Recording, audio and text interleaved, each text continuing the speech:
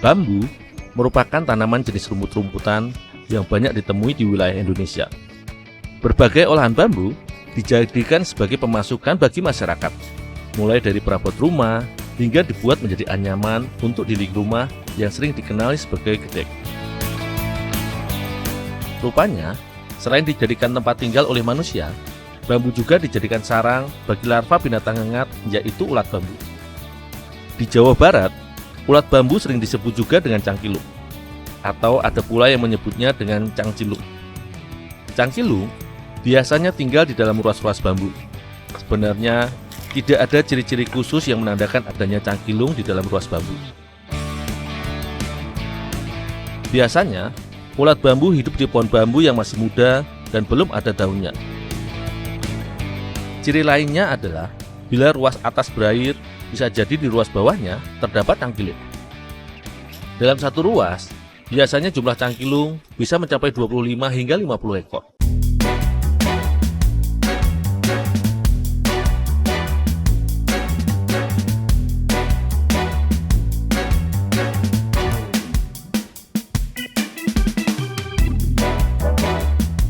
Sebenarnya, cangkilung bisa dimakan begitu saja, tanpa diolah terlebih dahulu. Rasanya manis dan gurih. Tidak banyak orang yang tahu bahwa cangkilung memiliki kandungan protein yang cukup banyak, yaitu sekitar 15% per ekor.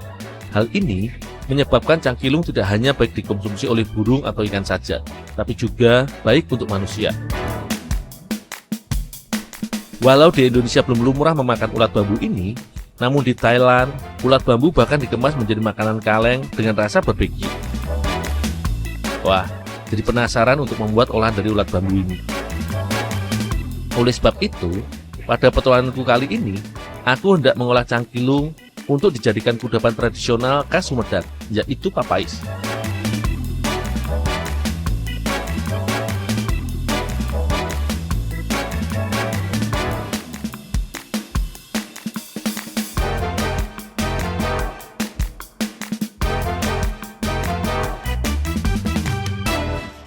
Bu, ini cangkilungnya, Bu. Ya, tolong disangrai dulu itu cangkilungnya. Oh, ya, Bu. Ya.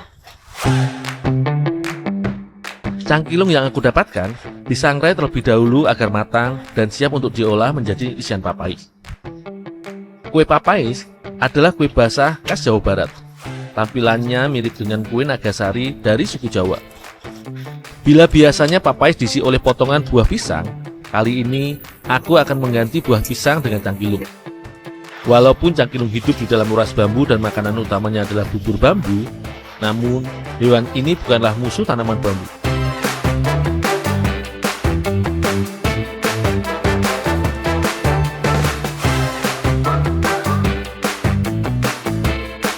Sementara aku memasak cangkilung, Ibu Ninung menyiapkan kelapa parut dan juga santan untuk nantinya dicampurkan dengan adonan.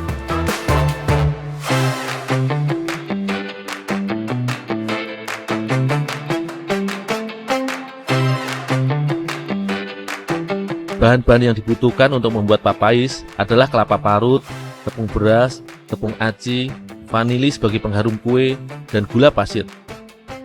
Semua bahan ini dicampurkan dengan santan sedikit demi sedikit sambil diaduk hingga adonan kalis.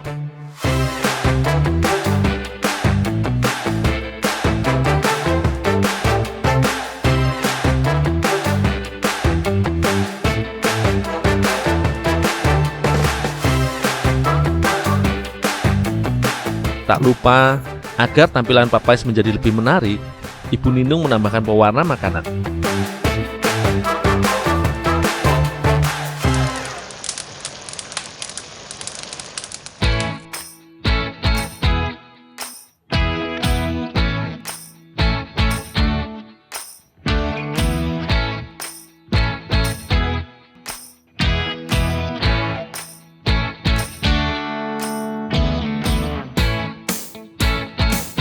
Adonan yang sudah kalis diisi terlebih dahulu dengan cangkilung.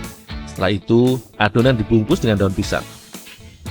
Daun pisang dipercaya mampu mempertahankan panas makanan di dalamnya dan juga dapat menjadi pewangi makanan alami. Dahulu, kue tradisional ini sering dibuat pada saat ada perayaan penting seperti acara syukuran. khitanan, pernikahan, dan juga kematian. Namun seiring dan berjalannya waktu, eksistensi papais berkurang sesuai dengan bertambahnya kue modern pada saat itu.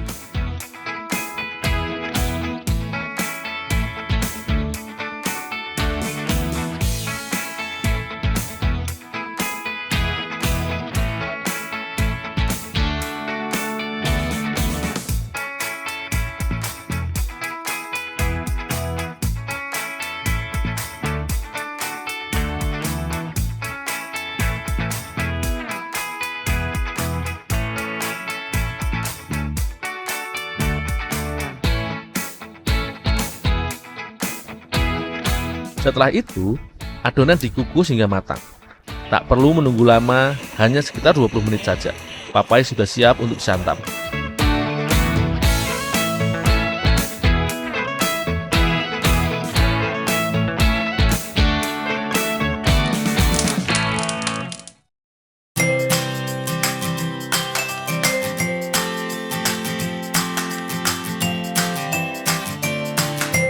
Rasa manis mendominasi papais buatan bumi.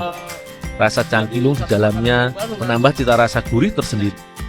Tampilannya yang menarik pun mengubah citra cangkilung yang menggelikan menjadi makanan yang menggugah selera.